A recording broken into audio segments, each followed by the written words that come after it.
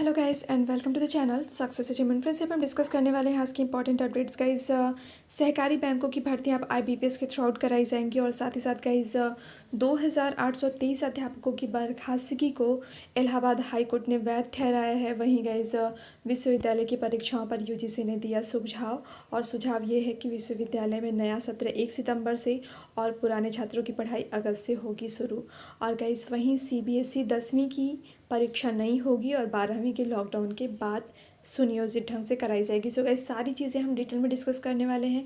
Guys first of all 69 शिक्षक भर्ती के बारे में हम डिस्कस कर लेते हैं। गाइस जो कयास लगाए जा रहे थे कि 27 अप्रैल से 1 मई तक जो केसेस सुने जाने वाले हैं उसमें आपका 69 शिक्षक भर्ती शामिल हो सकता है, लेकिन गाइस ऐसा नहीं है। 30 तारीख तक का कॉस्ट लिस्ट मेंशन हो चुका है और 69 शिक्षक भर्ती का ऑर्डर जो सुनने जाने का जो समय निर्धारित है वो नहीं आ पाया। और गाइस इसके लिए क्यों क्रिटिकलिटी बनती है इसके बारे में कुछ भी सूचित नहीं किया जा रहा है, जबकि यहाँ पे सर्विस मैटर्स आपके कोर्ट रूम के अंतर्गत सुने जा रहे हैं, उसके ऑर्डर भी पब्लिकली किए जा रहे हैं। लेकिन अभी 69 शिक्षक भर्ती को लेकर 30 तक में कोई ऑर्डर नहीं मेंशन किया गया है।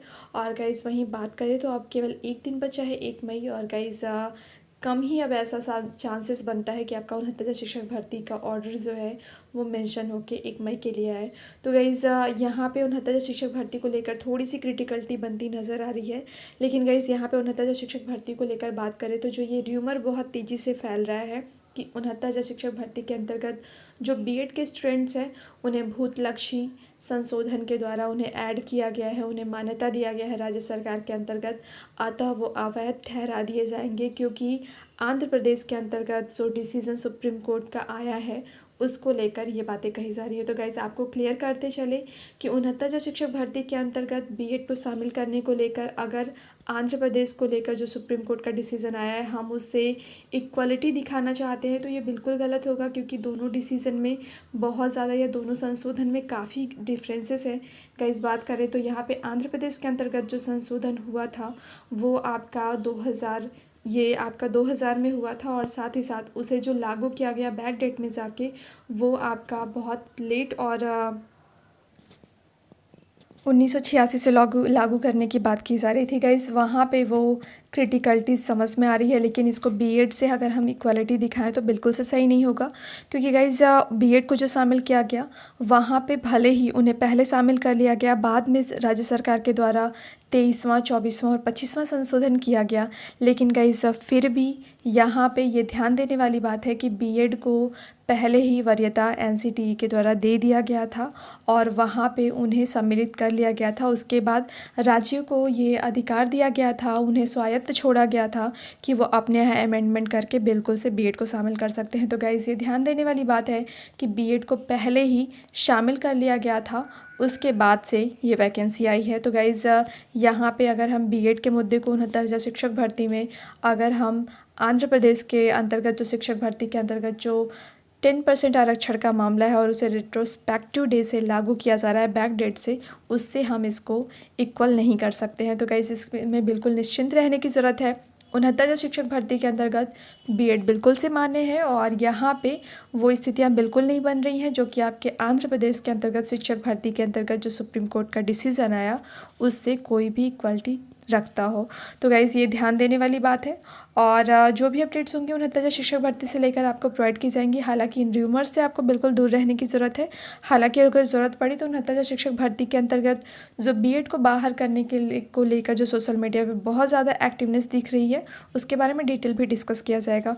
वहीं गाइज़ यहाँ पे बात कर लेते हैं, यहाँ पे सहकारी बैंकों में भर्तियाँ आईबीपीएस के थ्रू आउट कराई जाएंगी, उसके बारे में हम डिटेल चेक कर लेते हैं। गाइस यहाँ पे डिटेल दिया गया है सहकारी बैंकों में भर्तियां अब आईबीपीएस करेगा। यहाँ पे दिया गया है सहकारी विभाग की भर्तियों में हाल के वर्षों में हुए घोटालों के बाद राज्य सरकार ने भर्ती संस्था सहकारी यहाँ पे संस्थागत सेवा मंडल के अधिकारियों को सीमित कर दिया है। कर्मियों की भर्ती के लिए मुंबई की संस्था Indian banking personal selection board तथा टाटा कंसल्टेंसी सर्विसेज के माध्यम से कराई जाएगी। इसके लिए उत्तर प्रदेश सहकारी समिति जो है अधिनियम में बदलाव कर दिया गया है। इस बदलाव के साथ ही प्रमुख सचिव सहकारिता एमवीएस यहाँ पे रामी रेड्डी ने शासनादेश जारी कर दिया है। और गाइस यहाँ पे संशोधन के मुताबिक अब सहकारी संस्थागत सेवा मंडल सीधी भर्ती के तहत उत्तर प्रदेश राज्य सहकारी बैंक, जिला सहकारी बैंकों और सहकारी ग्रामीण विकास बैंकों से अधियाचन लेगा और अधियाचन लेने के बाद मुंबई की संस्था इंडियन बैंकिंग सिलेक्शन बोर्ड को भेजेगा। भर्ती की पूरी समस्त प्रक्रिया जो होगी, जो गाइस पूरी प्रक्रिया होने वाली है, इसी संस्था के द्वारा पूरी की जाएगी। सेवा मंडल की भूमिका महज मध्यस्थ की होगी। तो गाइस इस तरह से अब ये जो एग्ज़ाम है ये एक ट्रांसपेरेंसी के साथ होने वाला है। जो भ्रष्टाचार होता था वो अब देखने को नहीं मिलने वाला है। नेक्स्ट अपडेट है गाइज, यहाँ पे यूपी के अंतर्गत यहाँ पे काफ़ी ज़्यादा क्रिटिकलिटीज शिक्षक भर्तियों में देखने को मिल रही है। फर्जी अध्यापकों पर गिरी गाज हाई कोर्ट ने 2823 की बर्खास्तगी वैध करार दिया है। गाइज यहाँ पे बात करें तो यहाँ पे जो हाई कोर्ट है उसने डिसीजन दिया है कि फ्रॉड और न्याय एक साथ नहीं रह सकते। फर्जी डिग्री से हुई नियुक्ति शून्य और अवैध है। ऐसी नियुक्ति को निरस्त कर बर्खास्त करने के लिए विभागीय जांच की जरूरत नहीं है। यह तल्ख टिप्पणी इलाहाबाद हाई कोर्ट ने अध्यापकों की फर्जी नियुक्ति के मामले में की है। कोर्ट ने एसआईटी जांच रिपोर्ट और डॉक्टर भीमराव अंबेडकर विश्वविद्यालय आगरा की रिपोर्ट के बाद सत्र 2005 की बीएड की फर्जी डिग्री के आधार पर प्रदेश के विभिन्न जिलों में प्राथमिक विद्यालयों में की गई सहायक अध्यापकों की बर्खास्तगी को वैध करार दिया है। गाइज ये काफ़ी क्रिटिकल है कि ऐसी सिचुएशंस बन रही हैं कि लोग फर्जी डिग्रियां लेकर सहायक अध्यापक बन चुके हैं और इस तरह से कोर्ट ने यहाँ पे डिसीज़न दिया है कि विभागीय कार्रवाई की भी ज़रूरत नहीं है, ये बर्खास्तगी बिल्कुल से होनी चाहिए। तो गाइज इस तरह से इलाहाबाद हाई कोर्ट का ये डिसीज़न आया है और यहाँ पे इससे रिलेटेड डिटेल्स दी गई हैं। तो गाइज ये काफ़ी क्रिटिकल है कि फ़र्ज़ी यहाँ पे डॉक्यूमेंट्स के थ्रू आउट लोग जॉब पा ले रहे हैं और ये करप्शन के बिल्कुल से क्लाइमेक्स पॉइंट्स को इंगित करता है। वहीं गाइस विश्वविद्यालयों में नया सत्र 1 सितंबर से पुराने छात्रों की पढ़ाई अगस्त से होगी शुरू। यहाँ पे यूजीसी ने गाइडलाइन जारी किया है और यहाँ पे अब 3 के बजाय 2 घंटे की परीक्षा कराई जाएगी। गाइस यहाँ पे डिटेल्स को हम शॉर्ट में देख लेते हैं कि यूजीसी ने क्या गाइडलाइन दिया है और इसके थ्रू आउट सेमेस्टर के अंतर्गत जो एग्ज़ाम है वो, और जो बिल्कुल से मिड में है उनके लिए और न्यू सेमेस्टर के लिए क्या प्रावधान यूजीसी के थ्रू आउट बनाया गया है वो हम डिटेल चेक कर लेते हैं। गाइस यहाँ पे दिया गया है विश्वविद्यालय में परीक्षाओं को लेकर यूजीसी का जो सुझाव है वो दिया गया है। टर्मिनल सेमेस्टर 1 जुलाई 2020 से 15 जुलाई 2020 तक। मध्यवर्ती सेमेस्टर की बात करें तो 16 जुलाई 2020 से 31 जुलाई 2020 तक। वहीं मूल्यांकन व परिणामों की घोषणा टर्मिनल सेमेस्टर में 31 जुलाई 2020 तक और मध्यवर्ती सेमेस्टर 14 अगस्त 2020 तक। वहीं प्रस्तावित शैक्षिक कैलेंडर जो है वो 2020-21 का वो यहाँ पे दिया गया है गाइस कि प्रवेश प्रक्रिया प्रारंभ 1 अगस्त से 31 अगस्त 2020 तक किया जाएगा। द्वितीय व तृतीय वर्ष की परीक्षाएं प्रारंभ 1 अगस्त 2020 और प्रथम सेमेस्टर की कक्षाएं प्रारंभ की जाएंगी 1 सितंबर 2020 से। और गाइस वहीं परीक्षाओं का आयोजन 1 जनवरी से 25 जनवरी 2021 तक। सेमेस्टर और सम सेमेस्टर के लिए परीक्षाओं का आरंभ जो है वो 27 जनवरी 2021 और कक्षाओं की समाप्ति यहाँ पे 25 मई 2021 और परीक्षाओं का आयोजन 26 मई से 25 जून 2021।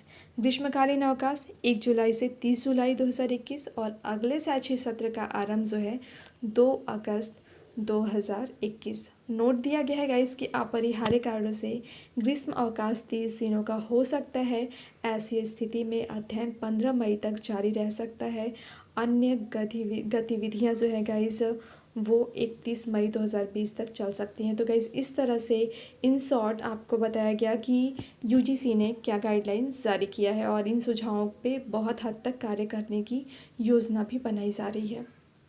वहीं गाइस सीबीएसई ने काफ़ी इंपॉर्टेंट गाइडलाइन जारी करी है और सीबीएसई का कहना है कि 10वीं की परीक्षा नहीं होगी और 12वीं के लॉकडाउन के बाद कराई जाएगी। यहाँ पे सीबीएसई ने कहा है कि यहाँ पे परीक्षा नियंत्रक संयम भारद्वाज ने स्पष्ट किया है कि 1 अप्रैल को जारी सर्कुलर के मुताबिक 12वीं में शेष 29 विषयों की परीक्षाएँ देश भर में आयोजित होंगी, लेकिन 10वीं की परीक्षा नहीं होगी। यहाँ पे इंटरनल असेसमेंट और बाकी पैमानों के आधार पर इनका परिणाम घोषित होगा, मगर दिल्ली के दंगा प्रभावित क्षेत्रों में बचे हुए पेपर कराए जाएंगे। संयम भारद्वाज ने परीक्षा की अटकलों को दूर करते हुए कहा कि बोर्ड को लॉकडाउन खत्म होने का इंतज़ार है। जैसे ही हालात सामान्य होते हैं तो बोर्ड मुख्य 29 की यहाँ पे बोर्ड जो है 29 विषयों की परीक्षाओं को आयोजित करेगा। उन्होंने कहा कि किसी को परेशान होने की ज़रूरत बिल्कुल नहीं है और 10 दिन पहले ही सभी को सूचित कर दिया जाएगा। कहीं 10वीं बोर्ड के शेष विषयों की परीक्षाएँ पहले ही रद्द कर दी गई थी, अब उन्हें नहीं कराया जाएगा। केवल उत्तर पूर्वी दिल्ली में कुछ विषयों की परीक्षाएं रह गई हैं जो लॉकडाउन ख़त्म होते ही होंगी। तो गाइज़ इस तरह से आपका सीबीएसई का गाइडलाइन आया है कि 10वीं की परीक्षा नहीं कराई जाएगी और उनको इंटरनल असेसमेंट के थ्रू प्रमोट कर दिया जाएगा। वहीं 12वीं की परीक्षा जो 29 विषयों की रह गई है वो लॉकडाउन के बाद कराई जाएगी। वहीं गाइस कोरोना के प्रभाव को देखते हुए ये चीज़ तय किया गया है कि गर्मी की छुट्टियों के बाद भी लगेगी ऑनलाइन क्लासेस और इसका कारण ये होगा कि फिज़िकल डिस्टेंसिंग को मेंटेन रखने के लिए ये कवायद शुरू की जाएगी कि अगले 3 महीने तक भी ये स्थितियाँ रहेंगी कि ऑनलाइन आपका यहाँ पे अटेंडेंस लिया जाएगा और इसको लेकर गाइस यहाँ पे डिटेल्स दी गई हैं। तो गाइस वहीं यूपी बोर्ड के अंतर्गत 10वीं और 12वीं की परीक्षाएं कल से दूरदर्शन पर आपको मिलेंगी और इसको लेकर यहाँ पे डिटेल्स दी गई हैं। यहाँ पे 1 मई सुबह 11 बजे से दूरदर्शन के स्वयं प्रभा चैनल पर यूपी बोर्ड 10वीं और 12वीं की कक्षाओं का प्रसारण होगा। 30-30 मिनट के 4 विषयों के एपिसोड का प्रसारण दोपहर 1 बजे तक होगा। इसमें कक्षा 10 के 2 विषय और 12वीं के 2 विषय शामिल होंगे। इतना ही नहीं, शाम को 4:30 से 6:30 बजे तक पुनः प्रसारण होगा। गाइस इसको लेकर डिटेल्स दी गई हैं, ये काफ़ी अच्छी बात है और ये आपको यूपी बोर्ड 10वीं और 12वीं की कक्षाएं कल से मिलने लगेंगी। वहीं गाइस निजी स्कूलों में 2 कर्मचारियों के पास बनेंगे, 2 से ज़्यादा कर्मचारियों के पास नहीं बनेंगे और ये यहाँ पे गाइडलाइन दी गई है। वहीं गाइस उत्तर प्रदेश के अंतर्गत सरकार ने एक नई योजना शुरू करी है और इसमें उन्होंने जो प्राइमरी छात्रों के अभिभावकों को खाते में भेजा जाएगा पैसा, वो क्या पैसा है, ये आपका बच्चे जो हैं उनको मिड डे मील का राशन मिलेगा। इसको लेकर डिटेल्स दी गई हैं। यहाँ पे जो स्टूडेंट्स हैं जो कि प्राइमरी के अंतर्गत हैं उन्हें 45 दिनों के लिए 450 यहाँ पे रुपए दिए जाएंगे और उसके बाद उन्हें कुछ ग्रैंडरीज भी दी जाएंगी। और गाइस इसके बाद जो जूनियर के अंतर्गत स्टूडेंट्स हैं उनके लिए यहाँ पे डिटेल्स दी गई हैं और ये एक तरह से ये किया जा रहा है कि ताकि स्टूडेंट्स हैं जो कि बच्चे हैं उनकी जो सर्वाइविंग है वो प्रभावित ना हो सके। सो गाइस इस वीडियो में इतना ही गाइस। फिजिकल डिस्टेंसिंग को बिल्कुल से मेंटेन करते रहिए, सारी गाइडलाइंस को फॉलो करिए और गाइस जो भी अपडेट्स होंगे बिल्कुल से आपको प्रोवाइड की जाएंगी। 69 शिक्षक भर्ती को लेकर अभी 1 दिन और बचा है, 1 मई के दिन अभी सुनवाई के चांसेस अभी बनते हैं। सो गाइस जो भी अपडेट्स होंगे बिल्कुल से आपको प्रोवाइड की जाएंगी। गाइस वीडियो को लाइक करिएगा, शेयर करिएगा, साथ साथ चैनल को सब्सक्राइब करिएगा और बेल आइकन को प्रेस करिएगा ताकि जो भी लेटेस्ट अपडेट्स हो आपको प्रोवाइड की जा सके।